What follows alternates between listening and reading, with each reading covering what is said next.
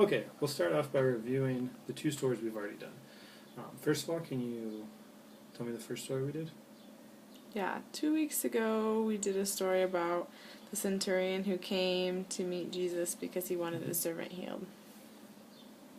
Okay, good. And Jesus healed the servant? Yeah. Yeah. And then last week we did a story about Jesus calming the storm. As they were traveling across the lake, there was a storm, and the disciples came to him, and Jesus said to the waves and the winds, "Be quiet," and everything was still. And the disciples were amazed, wondering who this man was that even the wind and the waves obey him. Okay, now this story follows those two stories. It comes out of Matthew. It's chapter 8, verses 28 through 34. And this happens just as they get on the other side of the lake as they're traveling across it. And when they get there, they're heading into town, and they meet two men that are demon-possessed, and they live in the tombs. And they're very violent, and nobody can travel past the way that they live. So as the disciples and Jesus are walking up there, the two men start shouting at Jesus, "What do you want with us, the Son of God? Have you come to torment us before the appointed time?" And off in the distance there were some pigs on a hillside. And before Jesus could answer their question, they begged him, "If you're going to send us out, let us go into those pigs." So Jesus said, "Go." And they went into the pigs, and then the pigs ran down the hillside into the lake where they drowned. And then there were some men tending the pigs, and these men ran back into the town, and they told everyone what happened, especially what had happened to the two demon-possessed men. And then the whole town came out, and they met Jesus, and they begged him not to stay in the region where they were. Well, that's the end of our story for that section. Questions we have afterwards. Firstly, we'll just go over the characters in this story. So who all's in this story that we just heard? Well, there are Jesus and his disciples. Yep. There are the two men who are demon-possessed. And then there's the townskeepers, and specifically those who are tending the flocks. Right. Or the pigs. Right. And can you just give us a brief summary of what happened? Sure. So when Jesus and the disciples came upon two demon-possessed men, the demons shouted at Jesus and asked to be sent into the pigs, and Jesus sent them there, where the pigs then drowned themselves. The townspeople came out and asked Jesus to leave. Mm-hmm. So, is anything from this story surprising or something that catches your attention? Yeah, I think it's a kind of a bizarre way of Jesus handling the demons, is, sending them off into this herd of pigs where they kill themselves. I think it's also surprising how negatively the people respond to Jesus healing or, being able to take away the demons in these men's lives. And, but yet how they're so, I don't know if they're frightened or angered, but how they ask him to leave.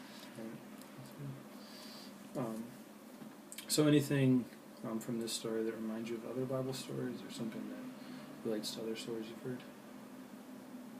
I think, of other examples where people were possessed by demons and Jesus sent them out, and his ability to do that instantly, but this one sort of has a unique in that you see the results of where the demons go, rather than that. But I think a lot of it, you do see Jesus having immediate power over the waves or over the sickness or whatever, and it's always immediate what you see for the results for him. Yeah, you kind of see Jesus' power and authority over things. So, along those lines, what does that teach us about God, or God's characteristics? Yeah, I mean, in this story, you see his power over the spiritual realm, and kind of comparing that with some of the other stories, power over the physical body, and then power over the nature or the earth, and then this one specifically over, it seems like, the spiritual realm, and just his power, that he's so much more powerful than the demons or than the darkness. Right. Also, what can we learn from this story about mankind?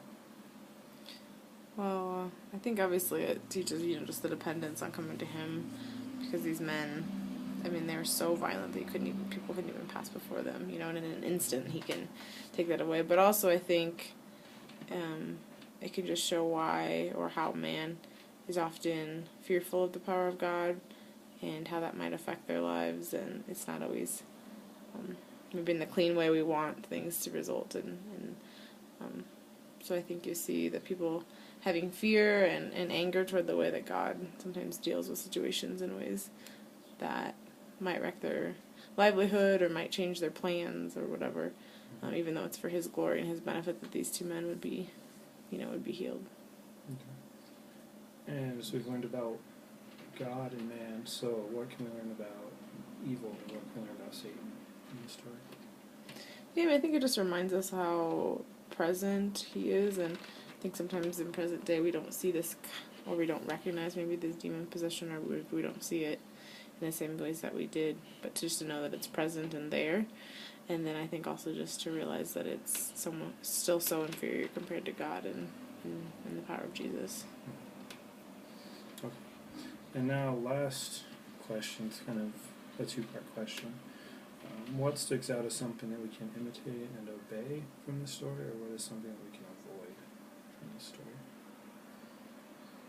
Yeah, I guess, most immediately in my mind, it just, you come out feeling like you don't want to be the townspeople, that you don't want to have Jesus in your presence, to see Jesus do mighty works, and then to ask Him to leave, you want to, but I think sometimes the way our lives can be kind of turned on their heads by what Jesus wants or what Jesus does or what Jesus places in our path can sometimes, even though that power should, just put us in awe of Him, can sometimes place us in a place of frustration or anger because it's against the way we are. So I think the big thing is just remembering what's eternal, what's of importance, and the lives of these people, and then I think just understanding how much He cares about people and wanting to imitate that and not be so angry when for His glory people come to know Him or people are healed or people are saved.